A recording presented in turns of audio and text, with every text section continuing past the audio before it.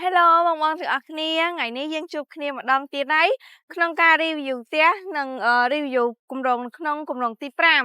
ឥឡូវនេះយើងក៏នៅមានការ promotion ដូចគ្នាដែរបងគ្រាន់តែមកកក់ផ្ទះ Villa Tol ONC ឥឡូវនេះនឹងទទួលបានការ promotion បងមានឱកាសវាយក្អមទាំងអស់នេះដែលមានទឹកប្រាក់ចំនួន$1000រហូតដល់$5000ភ្លាមតែម្ដងហើយក្នុងនេះពេលដែលបងវាយអត់មានពាក្យថាអរគុណទេមានចំនួនទឹកប្រាក់ទាំងអស់ អញ្ចឹងឥឡូវនេះយើងទៅមើលក្នុងផ្ទះគំរូទាំងអស់គ្នាតែផ្ទះគំរូនេះបញ្ជាក់បងផ្ទះគំរូនេះគឺភ្ញៀវទិញហើយឯតែខ្ញុំមកចង់ review ឲ្យបងឃើញថាបរិយាកាសនៅក្នុងផ្ទះហ្នឹងស្អាតបែបណាតោះឥឡូវយើងទៅមើលខាងក្នុងទាំងអស់គ្នាបងចូលមកដល់ខាងក្នុងនេះយើងមានចំណតឡានចតបាន2គ្រឿងគឺធំធ្លាយស្អាតខ្លាំងមែនតើហើយយើងសល់ដីសងខាងចំហៀងទាំងពីរហ្នឹងទៀតបងយើងអាចធ្វើជាដាំសួនដាំអីបានទៀតហើយនៅខាងមុខផ្ទះនេះក៏យើងសល់ដីធំដូចគ្នាដែរបងអាចជ្រាបជាសួនបែបនេះក៏ស្អាតដូចគ្នាដែរបងហើយយើងមកដល់គៀនខាងនេះវិញគៀនខាងនេះក៏ស្អាតហើយក៏ធំធ្លាយដែរបងអាចជ្រាបដាំជាសួនឬក៏រៀបដាំបន្លែឬក៏ដាំស្លឹកគ្រៃអីបានដូចគ្នាបងនេះសល់ជំនៀងនេះហាងធំណាបងអាចដាំបន្លែឬក៏អាចដាំ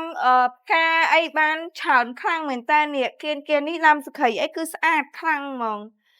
បងហើយផ្ទះនេះផ្ទះរបស់ភ្ញៀវឯណាកុំច្រឡំថាលក់ហើយឥឡូវនេះយើងមកដល់ខាងក្រោយក៏នៅសល់ space ធំដែរបងសល់នេះមានស្យោទឹកមានអីទៀតណាហើយសំខាន់នេះមានព្រីភ្លើងតតែ2បងកន្លែងក្រោយនេះបងអាចនិយាយបានថាចេះដាក់កន្លែងហាលកៅអៅឬក៏ទូបោកកៅអៅអីបានដូចគ្នាខាងក្រោយនេះគឺសល់ធំឥឡូវយើងមកមើលកន្លែងចំហៀងមកខាងនេះម្ដងចំហៀងខាងនេះក៏សល់ធំដូចគ្នាដែរបងនេះអានេះគាត់ដាំជាការបងតែបើបងចង់ដាំជាអីផ្សេងក៏បានដែរនិយាយទៅស្អាតដូចគ្នាហើយណាមួយយើងសល់ space ធំទៀតនេះគ្រាន់តែ space ខាងមុខនេះបងអាចចតឡានបានដល់2គ្រឿងហ្មងធំទូលាយណាបងហើយផ្ទះនេះស្អាតខ្លាំងមែនតើផ្ទះនេះមានបន្ទប់គេង4និងបន្ទប់ទឹក4បងចូលមើលខាងក្នុងទាំងអស់គ្នាបងមកដល់ខាងក្នុងនេះធំទូលាយស្អាតខ្លាំងមែនតើកន្លែងនេះជាកន្លែងទទួលភ្ញៀវបងកន្លែងនេះកន្លែងដាក់ស្លុងហើយយើងមើលទៅទស្សន៍នៅខាងមុខបានដូចគ្នាធំទូលាយស្អាតខ្លាំងមែនតើតែផ្ទះនេះផ្ទះរបស់ភ្ញៀវបងនេះយើងមានdecor គឺស្អាតមែនតើបងបើចូលមកដល់ខាងក្នុងផ្ទះនេះយើងមានតុបាយមួយអើយសម្រាប់គ្រួសារទូកឬក៏គ្រួសារធំអីបងអាចជ្រាបតាមនឹងបានណាហើយសំខាន់អ្នកមានប្អួចធំទូលាយស្អាតមែនតើខ្យល់ចេញចូលអីគឺគ្រប់គ្រាន់ហ្មងហើយអំពូលភ្លើងនេះស្អាតណាស់បងនេះជាក្រានបាយស្ងួតបងជាក្រានបាយស្ងួតណាបងនេះពេលដែលភ្ញៀវទិញហ្នឹងគឺ free decor នឹងទាំងអស់អញ្ចឹងណាបងតែទូនេះស្អាតមែនតើហើយចូលមកដល់ខាងក្រោយនេះបងខាងក្រោយនេះជាកន្លែងធ្វើម្ហូបបងស្រីអីគឺគាត់ឆ្លាញ់មែនតើកន្លែងនេះបងដាក់សម្ភារៈអីផ្សេងបានទាំងអស់ហើយសំខាន់នេះពេលធ្វើម្ហូបវាអត់មានក្លិនទេសាញ់ចេះយើងមានអានេះមួយស្រូបក្លិនទី2នេះយើងបើកប្រួចនេះគឺអត់មានថាហប់ឬក៏អីទោះបីយើងបិទអាទ្វារនេះក៏ដោយគឺយើងបើកអានេះខ្យល់ចេញចូលបានធម្មតាអញ្ចឹងណាឥឡូវយើងទៅមើលខាងក្នុងទាំងអស់គ្នាផ្ទះនេះនៅខាងក្រោមមានបន្ទប់គេងមួយសម្រាប់គាត់ទុកឲ្យម៉ាក់ប៉ាចាស់អីគាត់អាចសម្រាលនៅខាងក្រោមនឹងបានចាំបាច់ឡើងទៅលើអញ្ចឹងណាបងនេះមានខ្យល់ប្អួចធំណាបងហើយឃើញ decor គឺស្អាតមែនតើដោយសារភ្ញៀវគាត់ decor ហើយអស់ហើយបន្ទប់គេងខាងក្រោមនេះជាមានបន្ទប់ទឹកនៅខាងក្រោមនេះដូចគ្នាតែគាត់ថាអត់មាននៅជាមួយគ្នាទេឥឡូវនេះឡើងទៅលើទៅមើលថាមានបន្ទប់គេងប៉ុន្មានហើយស្អាតបែបណាអញ្ចឹងណាឡើងមកដល់ខាងលើនេះមាននេះបងនេះមានប្អួចធំខ្លាំងមែនតើប្អួចនេះធំណាស់ហើយនិយាយទៅចេះពេលដែលយើងបើកពេលថ្ងៃឬក៏ពេលព្រឹកខ្យល់ចេញចូលគ្រប់គ្រាន់ហ្មងពេលអញ្ចឹងផ្ទះយើងក៏វាអត់សូវមានក្លិនដែរព្រោះយើងបានបើកប្អួចចេញចូលឥឡូវនេះមកដល់បន្ទប់គេងទី1ហើយបងស្អាតខ្លាំងមែនតើ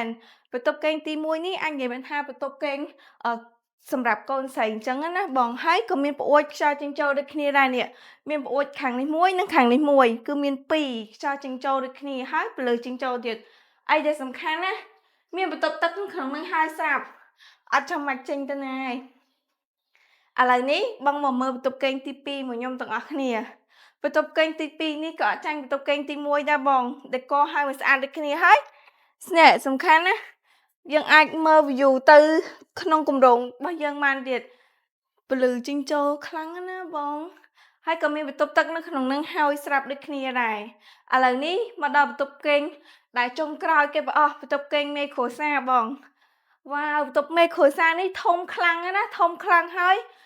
នេះសំខាន់មានវ៉ែរំបាមានវ៉ែរំបានឹងយើងអាចនៅមើលទេសភាពនៅខាងក្រៅបានទៀតវាភ្លឺគ្រប់គ្រាន់ហ្មងហើយមួយទៀតបងមានកន្លែងទូ make up ទៀតនេះអូលយហ្មងណាកន្លែងទូ make up ហើយនឹង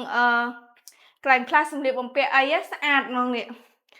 កន្លែងផ្លាស់ទូសម្លៀកបំពាក់ហើយបន្ទប់ទឹកនៅក្នុងនឹងហើយស្រាប់នេះបន្ទប់ទឹកអូយស្អាតណាស់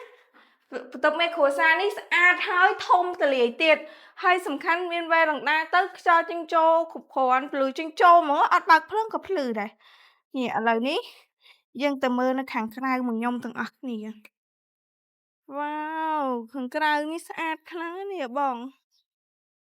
ណែយើងអាចមើល view ក្នុងគម្រោងយើងនិយាយទៅមើលបានគ្រប់គ្រាន់ហ្មងណាស្អាតខ្លាំងណាស់នេះហើយផ្ទះនេះសម្រាប់ផ្ទះនេះតម្លៃពេញថាត្រឹម120,000ជាងឯងបើសិនជាបងចង់បានក៏យើងនៅមានដូចគ្នាដែរណាហើយសម្រាប់ការចូលរួមមុនបងមានត្រឹមតែ36,000កាន់សោចូលនៅភ្លាមតែម្ដងហើយសម្រាប់36,000ហ្នឹងស្មើនឹង30%បងអញ្ចឹងនៅសល់70%ទៀតបងអាចបង់តទៅធនាគារបានហើយក្រុមហ៊ុននឹង free កាត់ប្លង់រឿងជើងបនភ្លាមតែម្ដងហើយបើសិនជាបងចង់បានក្នុងកំឡុងពេលសាងសង់បងមានត្រឹមតែ5%ដែលស្មើនឹង$6,000បងអាចបង់រយៈពេល18ខែដើម្បីប្រគប់30%នឹងបានហើយសល់70%បងអាចបង់តទៅធនាគារដូចគ្នាដែរបងផ្ទះនេះមាន4បន្ទប់គេងនិង4បន្ទប់ទឹកគឺស្អាតខ្លាំងមែនតែនបងហើយសម្រាប់ទីតាំងវិញណាសម្រាប់ទីតាំងគឺនៅរាជធានីភ្នំពេញនៅម្ដុំផ្លូវទំនប់កប់ស្រូវនៅខាងលិចវត្តភ្នៀតបងចុះមកទៅត្រឹម7នាទីមកដល់ទីតាំងយើងផ្ទាល់ហើយបងទីតាំងគឺងាយស្រួលរកមែនតែនហើយសំខាន់ណាគឺនៅជិតមន្ទីរពេទ្យតេជោសន្តិភាពហើយនឹងផ្សារដើមកោថ្មីទៀតបងអញ្ចឹងសម្រាប់ទីតាំងក៏បងអូនបានរៀបរាប់អស់ហើយសម្រាប់ផ្ទះវិឡាតូយើងក៏មានដែលកំពុងសង់និងសង់រួចរាល់ក៏មានដូចគ្នាអញ្ចឹងសម្រាប់បងណាដែលគាត់ឆ្លាញ់ពេញចិត្តមកផ្ទះវិឡាតូមួយនេះបងកុំភ្លេចធ្វើការខលឬក៏អាចធ្វើការណាត់អញ្ចឹងមកដល់ទីតាំងផ្ទាល់តែម្ដងអរគុណច្រើន